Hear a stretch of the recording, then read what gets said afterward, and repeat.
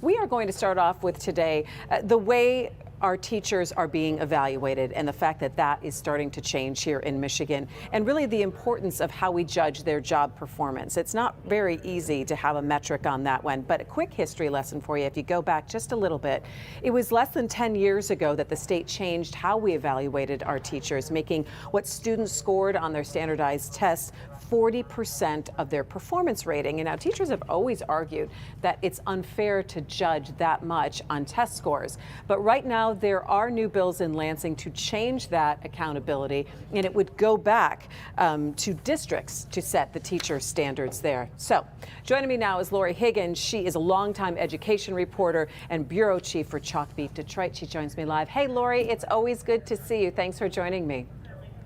It's great to see you too, Christy. Thanks for having me.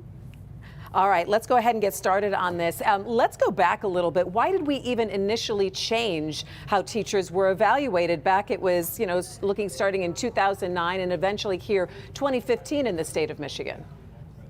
Well, this was part of a movement that was happening across the nation where lawmakers were looking very heavily at school reform. There were some initiatives at the federal level that were providing incentive to adopt some of these really strong measures, such as teacher evaluations, strengthening them, making it more transparent how teachers are evaluated. And so Michigan got involved in that. As you said, there were a lot of arguments against this from the very beginning. One of the biggest arguments is these standardized tests that students take are not designed to do what we're asking them to do when we're enacting these kinds of laws. They were not designed to rate the effectiveness of teachers. But Michigan went ahead and did it, and so did many other states. So when we look at that, and when you say 40% of a teacher's evaluation, and then it fell down into 4 categories, and this, again, only part of how a teacher is evaluated, but that really does put a lot on a test score when there are other things that definitely come into play when a student comes down and sits down and takes a standardized test. Well, absolutely. And the other thing to keep in mind is that a lot of teachers do not teach subjects that are subject to the standardized exams. And so that was a big argument in the beginning, is how do we evaluate, a teacher that teaches art or music. But yeah, I mean, the tests do not take into account the realities that students face in the classroom, the reality of what students bring from home into the classroom, but also you're comparing, different cohorts of students. So you're comparing one group of students one year to another group the next year, and there's so many variables that can change. So those were some of the biggest arguments against us at the time, and now teachers have continued to argue against these against using evaluations or using test scores in this way. And it wasn't until Democrats took control of the legislature earlier this year that they were able to actually do something about it. All right, so Lori, what are the new changes that they're talking about in Lansing to accountability for teachers? So the main one is what you've already mentioned. No longer will test scores be a factor in a teacher's evaluation. And we essentially are going back to a similar system to what we had before, where districts could set their own standards for evaluating teachers. And that can include things like observations. Those are really important, where the principal and maybe others come into a teacher's classroom, sometimes unannounced, and they sit in the back of the classroom and they look at how the teacher is doing, how the teacher is teaching the lesson, are the students engaged.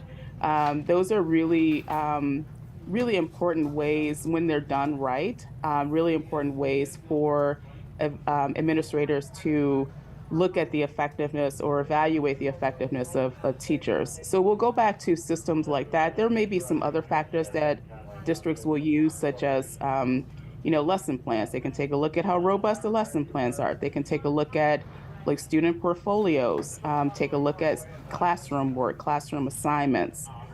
So what we won't have essentially is test scores.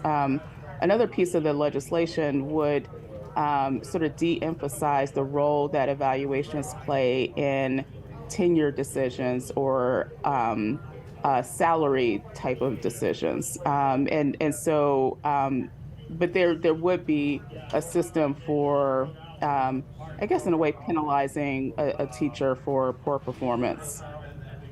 I think critics have said also that this really lessens the accountability that the teachers have. But when we look at the field of teaching, especially here in Michigan, about how you are not getting a lot of people going into the profession, number one. Number two, you have so many vacancies. Do you think that this change, this legislative change now, and bringing it back to the districts to design their own accountability standards is going to be better for the profession as a whole here in the state of Michigan, Lori? I think that is definitely the argument that I have heard from educators. They've said that this has been, something that is a barrier for someone wanting to go into teaching. And whether or not this will change that, like we don't know. Like there are a number of issues that are affected, or a number of reasons why people are not going into teaching. This is probably one of them, but it's not the only reason. All right, so I know as you continue to do your reporting, is there anything else on the education horizon that you're watching right now that you're going to be reporting on in the next couple of months that is of interest to all of us? Sure. We've done a lot of reporting on chronic absenteeism, particularly in Detroit, where the school district has a really high rate of students who are chronically absent from school.